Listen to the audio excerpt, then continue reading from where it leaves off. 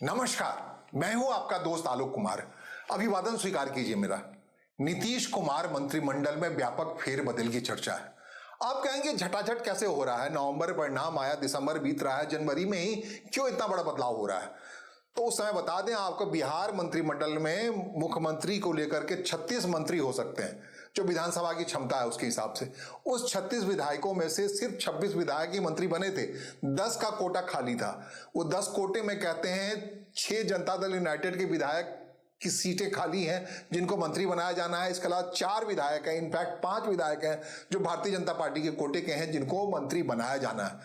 कुल मिलाकर कहते हैं 1 अनार 100 बीमार। तमाम लोग मंत्री पद हासिल करने के लिए ये 10 सीटें जो खाली है मोटे तौर पे, उसके पीछे लगे पड़े। कौन कौन उनसे प्रभावी नाम हो सकते हैं, इसको लेकर थोड़ी अगर चर्चा करें तो लोग कह रहे हैं, बड़े बेसब्री से इंतजार कर रहे हैं संजय मयूख, जो केंद्रीय भारतीय जनता पार्टी के कार्यालय में मीडिया का प्रभार का काम देखते हैं। और उनके भाग्य से कह लें छीका टूटा या जो कुछ भी हुआ, जब से नितिन नवीन राष्ट्रीय कार्यकारी अध्यक्ष मंत्री पद से उन्होंने इस्तीफा दिया है 16 दिसंबर से, तब से ये रिक्ति बनी हुई है, खाली बना हुआ है, जिसमें संजय मयूख को बिहार सरकार में नए मंत्री के तौर पे शपथ लेनी है। ये बात लगभग क्लियर है। जिस ढंग से संजय मयूख का प्रधानमंत्री पर असर है, जिस ढंग से उन्होंने केंद्रीय कार्यालय में लाकर एमएलसी बना करके उन्हें मीडिया के जैसा प्रमुख काम सौंपा हुआ है, तो निश्चित तौर पर और कायस्थ जाति से आते हैं, उसी जाति से जहां से नितिन नवीन है। नितिन नवीन के कायस्थ जाति का कोटा बिहार मंत्रिमंडल से शून्य हो गया है। तो शून्यता को भरने के लिए संजय मयूख जिस किसी भी दिन मंत्रिमंडल के विस्तार की शपथ लिया जाएगी, उसमें संजय मयूख एक चेहरा होंगे जो मंत्री के तौर पर शपथ ले रहे होंगे।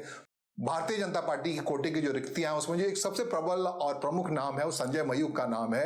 कह रहे हैं कि बाकी पूर्व विधानसभा सीट से अगर नितिन नवीन राष्ट्रीय अध्यक्ष बनने के बाद अगर इस्तीफा देते हैं तो उसी सीट से संजय मयूख को मंत्री बनाने के बाद वहां से चुनाव लड़ाया जाएगा। उसी जाति के व्यक्ति हैं और उसके आधार पर सीट को महफूज रखा जाएगा।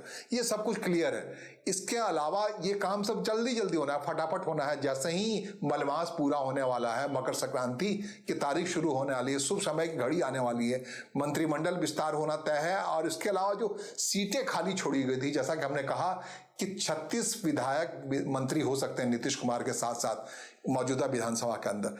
36 में से सिर्फ 26 विधायकों ने शपथ ली थी। अब जो 10 विधायक शपथ लेने वाले हैं या कोटा पूरा होने वाला है, 10 में से अगर ड्रॉप नहीं किसी को किया जाता है, हो सकता है इस 3 महीने के परफॉर्मेंस के आधार पर कुछ मंत्री को हटाया भी जाए, नए लाया जाए। लेकिन नए लाने की वाले की ही चर्चा कर लें हम, जैसे संजय मयूख के बारे में कह रहे थे। इसके अलावा भारतीय जनता पार्टी कोटे से जो बहुत गंभीर नाम है मंत्री पद की शपथ दिलाने के लिए, वो नीतीश मिश्रा का नाम है। नीतीश मिश्रा पूर्व मुख्यमंत्री डॉक्टर जगन्नाथ मिश्र के पुत्र हैं, राजनीति विरासत संभाल रहे हैं। अब डॉक्टर जगन्नाथ मिश्र राजनीति में है नहीं। झंझारपुर विधानसभा सीट से जीत के चले आए हैं, मिथिला के कोर सीट से जीत के चले आए हैं। कहते हैं मिथिला में जिस ढंग से एनडीए को प्रचंड बहुमत मिला है, सिर्फ एक सीट छोड़ करके, 20वीं वाला बचौल का सीट था उसे छोड़ करके बाकी तमाम सीटें, दरभंगा मधुबनी जिले की सीटें जीत आई हैं। एनडीए के दल अपने ऐसा बहुत प्रचंड बहुमत मिला है। तो उसमें से झंझारपुर सीट 55,000 मतों से जीता है नीतीश मिश्रा ने।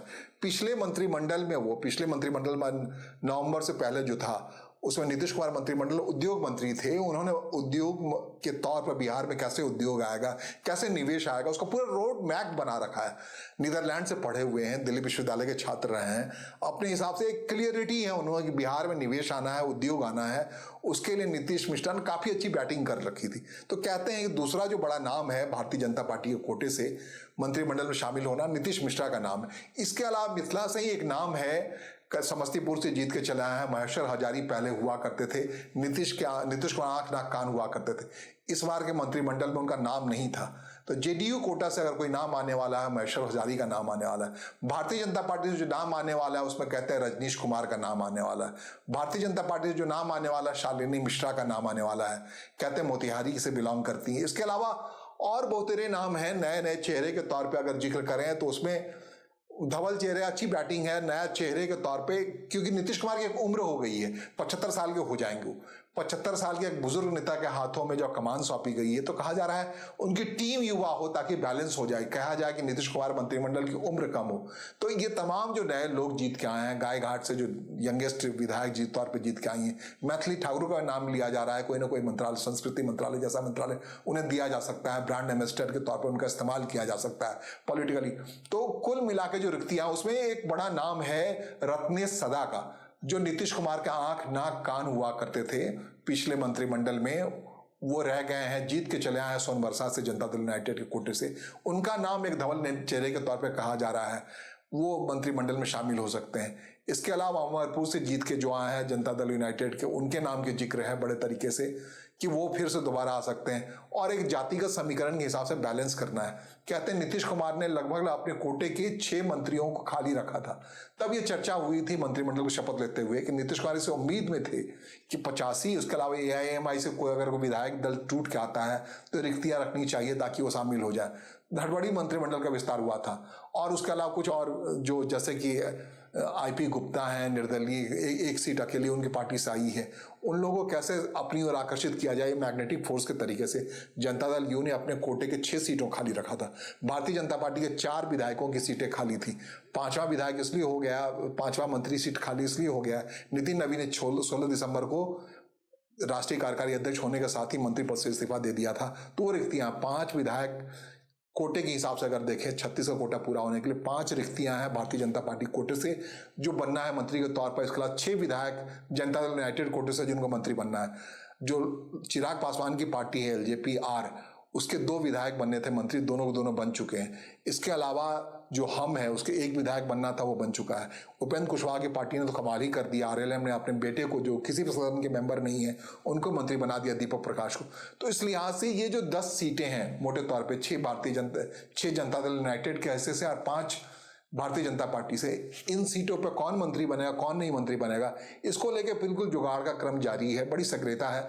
ये सब कुछ बजट सत्र से पहले हो जाना है। बजट सत्र आप कहेंगे अभी क्यों जिक्र कर रहे हैं उसका? हम इसलिए कर रहे हैं कि बजट सत्र से पहले, कहने का मतलब बजट सत्र शुरू होगा 15 से 20 फरवरी के आसपास, लेकिन जनवरी में ही ये सब चीज होना चाहिए। एक बार पूरा सेटल हो जाना है। कह रहे हैं कि तोड़ के आना ना, बाहर से ये करना, इसके लिए रिक्तियां रखना, वो एक रॉन्ग मैसेज आता है।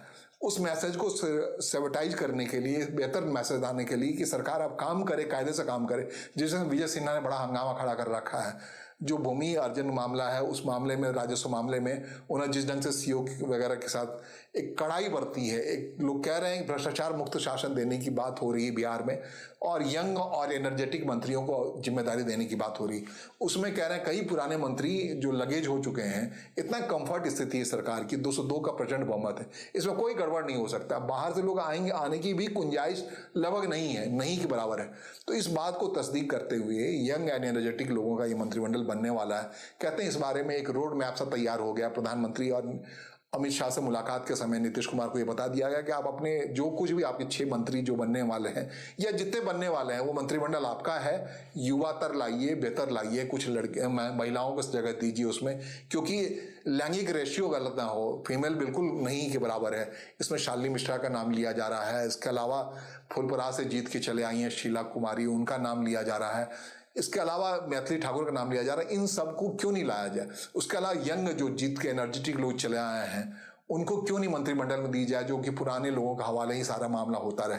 हाँ, नीतीश मिश्रा की पैरवी इसलिए पुरजोर तरीके से की जा रही है, संजय मयूख की पैरवी इसलिए की जा रही है, दोनों के लिंकेज स्ट्रांग है अपने हिसाब से। डॉक्टर जगन्नाथ मिश्र के बेटे हैं और पुराने अपने हिसाब से मैथिल ब्राह्मण के इलाके में अच्छा समर्थन मिला है। एक प्रचंड बहुमत के में जो मदद मिली है दरभंगा मधुबनी इलाके में। पूरी सीट अगर बीएसपी की सीट को छोड़ दें, जो बीएसपी की सीट है, बचौल वाली सीट थी, वो हार गई है। वहाँ आरजेडी का झंडा लहरा है। इसके अलावा जो सबसे बड़ा काम हुआ है दरभंगा मधुबनी के इलाके में, वो सन ऑफ मल्लाह की पूरी बिस्तर ही बैन कर दी गई है। कहते बेडिंग बांध कर को हटा दिया गया है।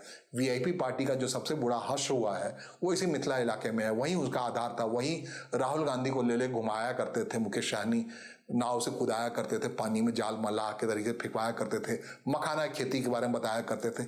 सबको सारा खेल वहीं हुआ था। इसी मिथिला की धरती पर जाले विधानसभा क्षेत्र में प्रधानमंत्री को गालियां तक दिलवा दी गई, मां की गालियां तक दिलवा दी गई। तो जितना ऊर्जावान तरीके से मिथिला के इलाके में चढ़ने की कोशिश की थी महागठबंधन ने, उतना ही फ्यूज हुआ वहां मामला। और उस फ्यूजन के बीच में नया मंत्रिमंडल के गठन में कह रहे हैं कि इसमें मिथिला को जो प्रॉपर श्रेय नहीं मिल पाया है, वो श्रेय मिलेगा। मैथिली ठाकुर भी मैथिल ब्राह्मण है, नीतीश मिश्रा भी मैथिल ब्राह्मण है। क्या दोनों को जगह मिल जाएगा? संजय मयूख जो कायस्थ जाति से आते हैं, क्या नितिन नवीन की जगह उनको नहीं मिला, किसी और को मिल जाएगा? ऐसा मुमकिन नहीं लग रहा है। जैसे रत्नेश सदा की बात आ रही है, जो बेहद प्रिय है, सोनबरसा जीत के चले आए हैं, नीतीश कुमार के बेहद प्रिय हैं, महादलित समाज से आते हैं, उनको जगह मिलना लगभग तय किया जा रहा है। तो उमेश कुशवाहा की बात हो रही, जो जनता दल यूनाइटेड के प्रदेश अध्यक्ष हैं, इस बार वो जीत के चले आए हैं, उनको भी मंत्रिमंडल में शामिल किया जाना है।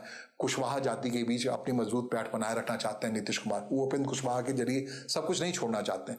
तो ये नया मंत्रिमंडल तरोताजा होगा, एनर्जेटिक होगा और बिहार में बदलाव की दिशा में ले जाने के बारे में वो संकेत होगा, जिसके जरिए एनडीए गठबंधन कायदे से पश्चिम बंगाल जा पाए, वहां चुनाव जीत पाए, एक मैसेज जा पाए 2027 में होने वाले उत्तर प्रदेश के चुनाव में कि जातिगत समीकरण के लिहाज से कितना सैचुरेटेड है एनडीए गठबंधन।